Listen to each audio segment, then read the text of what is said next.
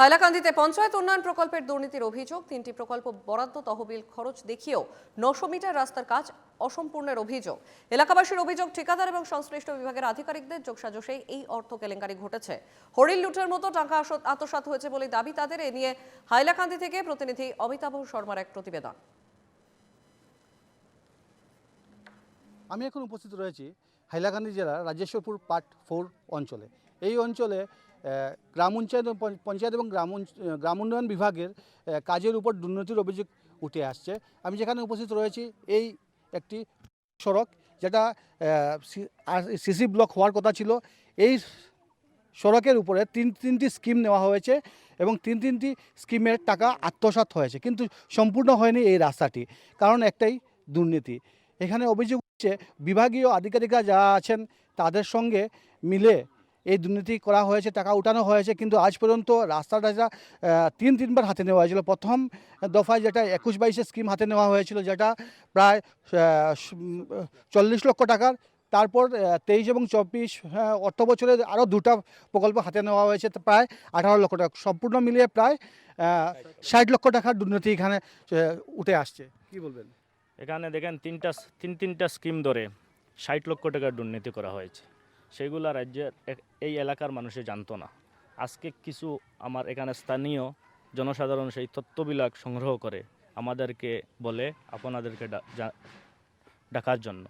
তো আমরা একটা লিখিত অভিযোগ দেই মাননীয় আমাদের সিও ম্যাডাম মহোদয়াকে, আর এটা বিডিও মহোদয়কে, লালা ডেভেলপ ব্লকের। তো আমাদের এলাকার বা এই অঞ্চলের জনসাধারণের দাবি হলো, এখানে দেখেন আপনারা দেখতে পাচ্ছেন পানীয় জলেরও ব্যবস্থা নাই, মানুষের রাস্তারও ব্যবস্থা নাই, ফ্লাড ড্যামেজ এলাকা, যার কারণে এই দুর্নীতিগুলা তর্জন্ত করে যারা এই দুর্নীতির সঙ্গে জড়িত এদেরকে দৃষ্টান্তমূলক শাস্তি যেন দেওয়া হয়, আর এই রাস্তাটা পুনরায় যাতে এই টাকাগুলা রিকভারি করে পুনরায় রাস্তাটা উন্নয়ন করা হয়। ধন্যবাদ। দেখা গেছে এখানে স্থানীয়রা অভিযোগ তুলে আসছেন, বিভিন্ন অভিযোগ আছে। যেমন এখানে আমি ক্যামেরা পার্সনকে বলবো দেখানোর জন্য, এখানে মাটির মসজিদ থেকে একটা রাস্তা আতিক উদ্দিন হাউস রাইশোর 4র্থ খণ্ডে রয়েছে, যেটির অ্যামাউন্ট রয়েছে প্রায় 40 লক্ষ টাকা, এবং সেই 40 লক্ষ টাকা সম্পূর্ণভাবে আত্মসাৎ হওয়ার অভিযোগ উঠাচ্ছেন এখানে স্থানীয়রা।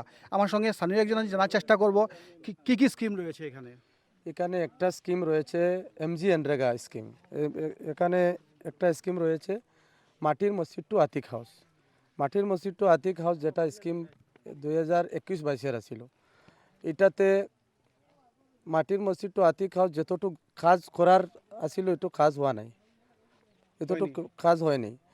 খালি 400 মিটার কাজ হয়েছে। এখানে 400 মিটার কাজ করে পুরা পয়সাটা আত্মসাৎ করা হয়ে গেছে।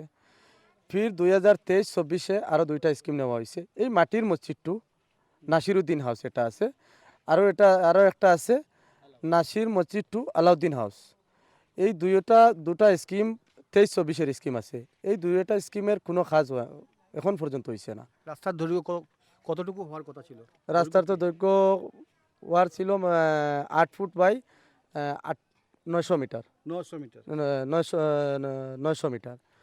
তে এখন 300-400 মিটার মানে কাজ হয়েছে।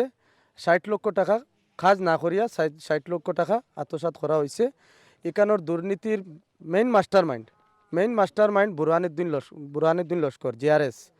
তারপরে বুরহানুদ্দিন লস্করের সাথে আরও অফিসের স্টাফরা কে জড়িত আছে এটা আমরা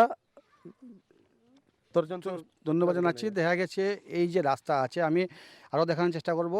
আমরা এখন বর্তমানে মাটির রাস্তার উপরে দাঁড়িয়ে আছি। প্রায় 900 মিটারের রাস্তা হওয়া ছিল, মাত্র 900 মিটারের মধ্যে বলতে গেলে 400 মিটারের কাজ করে বাকি যত টাকা আছে এমজি এনরেগার স্কিমের অধীনে সবগুলি টাকা 3টি স্কিম এখানে দেখানো হয়েছে, এবং 3টি স্কিম হাতে নিয়ে প্রায় 60 লক্ষ টাকার পুরোপুরি আত্মসাৎ করার অভিযোগ উঠে আসছে। যারা স্থানীয়রা রয়েছেন তারা বিভিন্ন সময় বলছেন যে এই যেটা আত্মসাৎ করা হয়েছে বা দুর্নীতি হয়েছে, সেই দুর্নীতির সঠিক তদন্ত হোক, এবং বিভাগীয় আধিকারিকরা রয়েছেন, মন্ত্রীরা রয়েছেন, এটার সঠিক তদন্ত করে যারা দোষী আছে তাদেরকে শনাক্ত করে তাদেরকে উপযুক্ত শাস্তি করা হোক। আমি হাইলাকান্দি থেকে অমিতাভ শর্মা, NKTV বাংলা।